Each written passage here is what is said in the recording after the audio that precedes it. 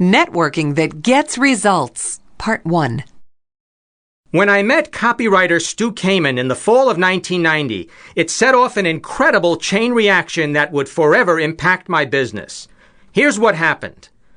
In 1992, Stu was a contributing writer with Think and Grow Rich newsletter, which, by the way, is no longer published.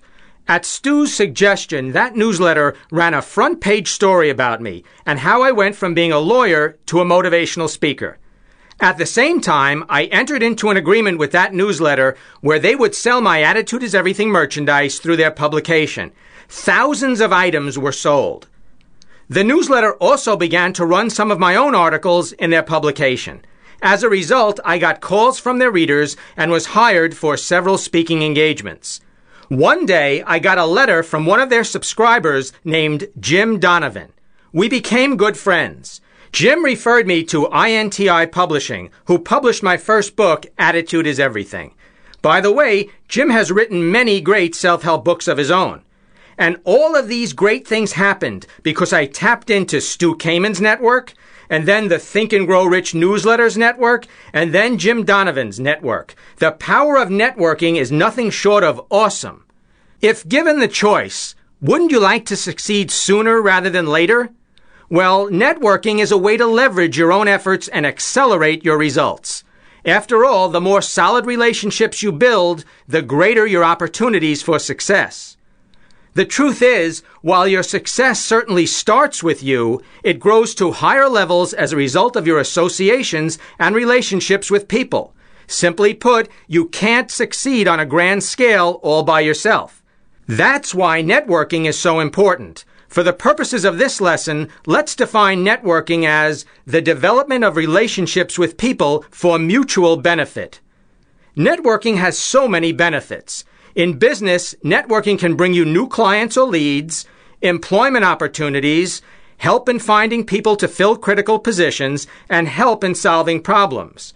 In your personal life, you can use networking to meet new friends, to learn about other cultures, or to contribute to your spiritual growth. Now that we know what networking can do, the question is, what can you do to build an effective network? Let me pass along several techniques that have worked for me and countless others. This is a two-part message in which I'll cover 17 techniques. In this part, I'll be discussing the first 8. The first technique is to project a winning attitude. This is a given.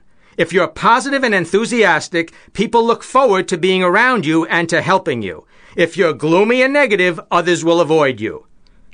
The second technique is to participate actively in groups and organizations. Effective networking and relationship building takes more than paying dues, putting your name in a directory, and showing up for meetings. You must demonstrate that you'll take the time and make the effort to contribute to the group. Volunteer for committees or serve as an officer. This shows people your commitment to the group. As a bonus, you'll also develop your leadership skills and learn to work as a team player. The third technique is to serve others in your network. This is the absolute key to building and benefiting from your network. You should always be thinking, how can I serve? Instead of, what can I get? If you come across as desperate or as a taker rather than a giver, people will not want to help you. Going the extra mile for others is the best way to get the flow of good things coming back to you.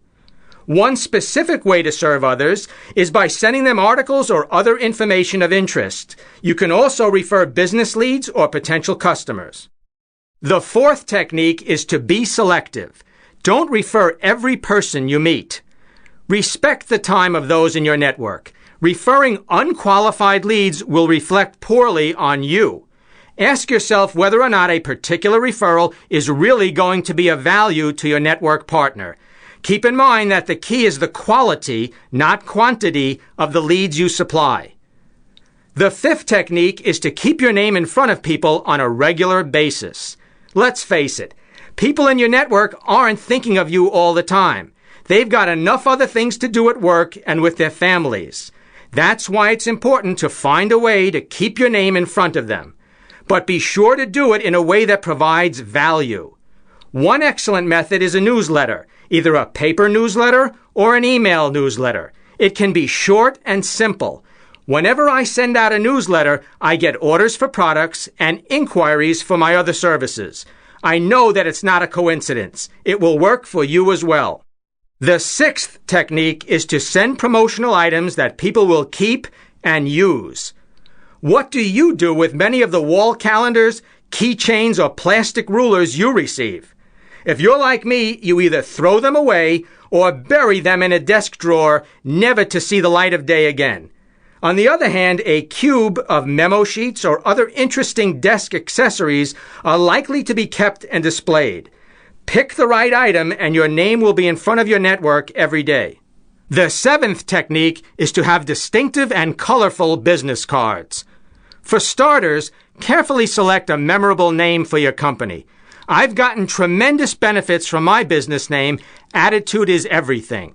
People remember it, much more so than if I had called it Jeff Keller and Associates or Acme Motivation. Also, design a striking and unique logo. A dull black and white card just won't set you apart. You can now get full-color business cards with your logo at very affordable rates. I'm not one to be overly flashy, but remember, your promotional materials and business cards are a reflection of you. If they look uninteresting and dull, well, you get the idea. The eighth technique is to be a good listener. In your conversations, focus on drawing other people out. Let them talk about their careers and interests. In return, you'll be perceived as caring and intelligent. This probably sounds like Dale Carnegie 101, but it works. Start using these first 8 networking techniques immediately. The key is to apply them consistently. Make the investment to build a solid network and help others to build their networks. This is one investment that's guaranteed to yield huge returns.